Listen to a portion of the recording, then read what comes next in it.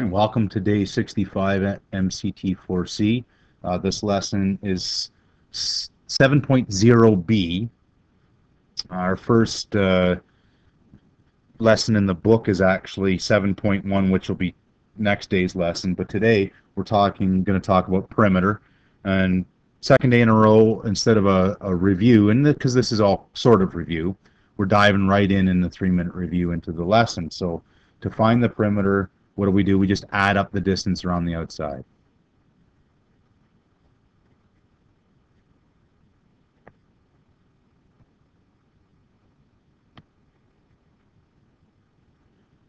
Now, at times, we'll have to ask for a formula because of circles. Circles like this curved distance, how do I add up that distance? Well, there's a little formula, right? And if you really need to, I have included in your package somewhere, this is actually the grade 9 academic EQAO formula chart. And notice they've got all of them for perimeters, and except for circles, they're all a little bit stupid because all we're doing is adding up around the outside. That's all the perimeter is, except for the 2 little formulas for circles. And in fact, this chapter we're going to be spending quite some time on circles. So it's kind of nice to point that out special. So this is in your package at some point, some spot in your package, if you need a formula. But here we go.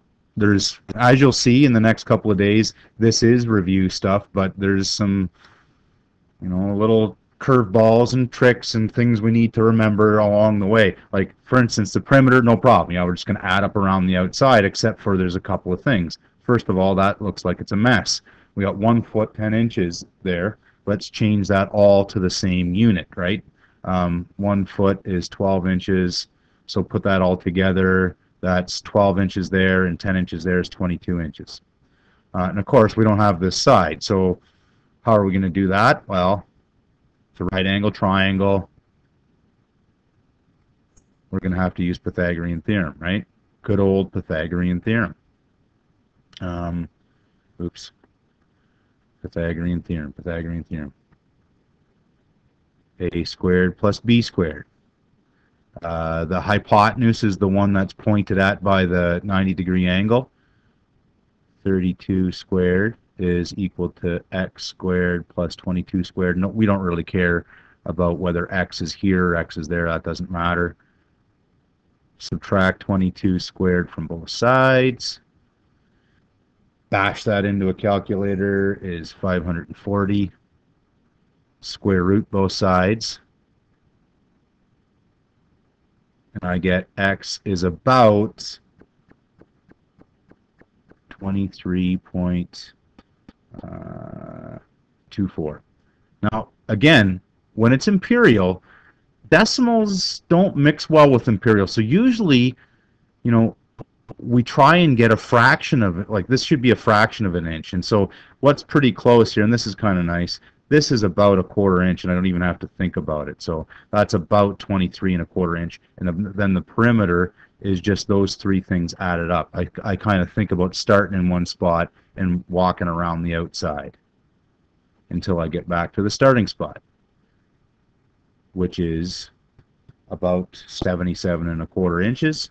I could change that back to feet, but I'm not going to because I'm ready to move on. Here, start there. It's going to be the perimeter is 10 plus, 10 centimeters plus the curved part. And the curved part is half of a circle. And we just said half a circle. Well, one of the formulas for a circle is pi d. And then half of that, just divide by 2. And the diameter is 10. All the way across the circle is d, the diameter, which is 10 divided by 2. That cancels out if I like, and that's plus 5 pi. I suppose we actually want some centimeters here. Bash that into a calculator, and you get 13.14 centimeters, about. Good. And then, of course, one of our big things is we want to be able to solve some decent problems here, and we got one in the lesson. solve geometry problems that arise from real-world applications. And so some of these will be silly, and some of them will be complicated just for the sake of being complicated. This might be one, but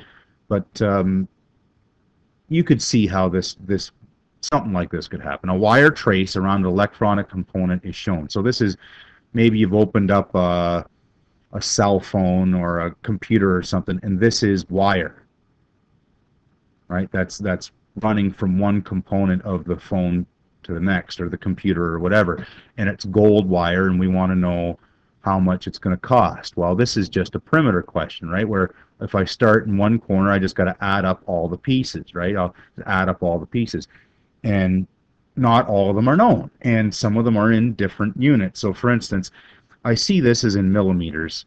It seems silly that I would write that in centimeters right away. I'm going to write that as 60 millimeters, right? 10 millimeters per centimeter. That's good. But if I'm going to start walking around this gold trace here, this is the first side, and I don't know what it is, but that's the same as this. This is 32. And I'm just going to keep walking around. Now, this round part is just half of a circle.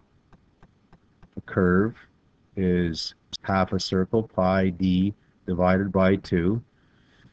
Pi times the diameter is 32 divided by 2, which is 16 times pi, which is, where's my calculator? 16 times, better to use your pi button, it's right there and it's more accurate. And look at all those decimal places. I'm not going to write all those down, maybe just one. 50.3 millimeters. And now, walking around the outside, this piece, and the curved part, I don't know what this piece is, though. It's kind of hard to see, right? But this piece is the same as the radius of this circle, right? Well, 32 is all the way across, so this is 16. That part is 16 millimeters. All right, so now walking around, I get to here, and then I've got these two spots that are exactly the same, and I don't know how long they are. Is it just half a 60? It's not half a 60, right? Because 60 is all the way across. Okay, well, then if this is 16, this is 16, so maybe it's, is it half of whatever 60 minus 16 is? 60 minus 16 is, what's that, 44? It's not even half of that, is it? It's, I don't know what this is, and I've got a right angle triangle. So over here, I'm going to do some more work. This is almost like all my rough work. I've got a squared plus b squared equals h squared. This is the hypotenuse. This is a right angle. And these two things I don't know. That's 44 squared. And collect those like terms. Nothing like some polynomials thrown in here in this measurement unit. That's beautiful. 44 squared. 1936. Divided by 2 on both sides.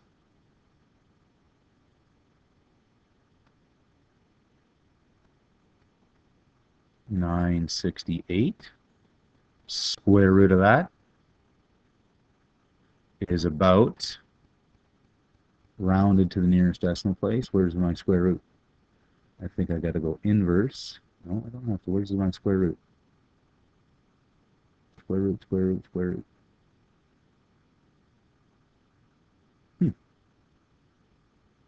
Oh, there it is. Way over there. Silly little thing. 31.1. And that's millimeters again, right? So this is 31. And this is 31. And so how much trace am I going to need? Well, walking around the outside, that's the perimeter. 32 plus 60 plus the curved part plus the 16 plus the 2 times 31. And that is, bash that into a calculator, about 220.5 millimeters. And so that's not what we're asked, though. We're asked for the cost, right? So the cost is the 220, and it's 4.3 cents a millimeter. So for every one of these 220 millimeters, it's 4.3 cents, and I bash that into a calculator, and I get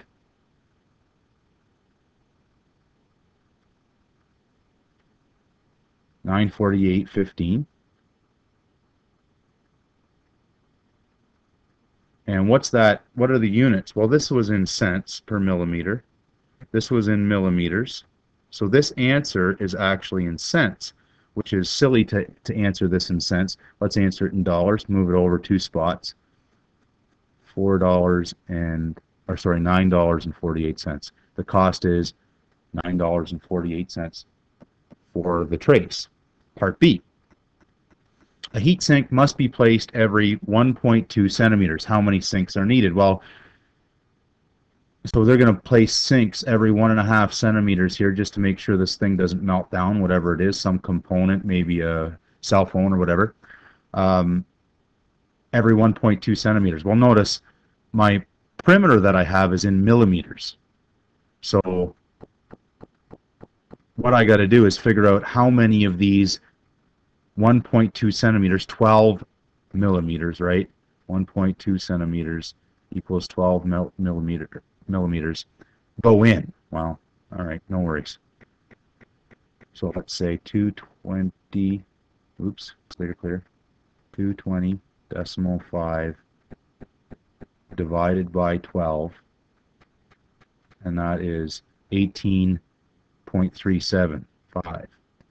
18.375. So what does that mean, 18.375? What that means is if it worked out perfectly that we'd need another 0.375 heat sinks. Well, that doesn't make sense. And notice, that means we need a little more than 18 to get this 1.2 centimeters away. So it means, you know, we're going to have a little bit, a gap that's a little bit longer than 1.2 centimeters after the 18th one. So probably we'll need one more, right? And 19 heat sinks. And this is almost like a safety thing, right? Where instead of having a bigger gap that might cause a fire or whatever, we'll put an extra one in there.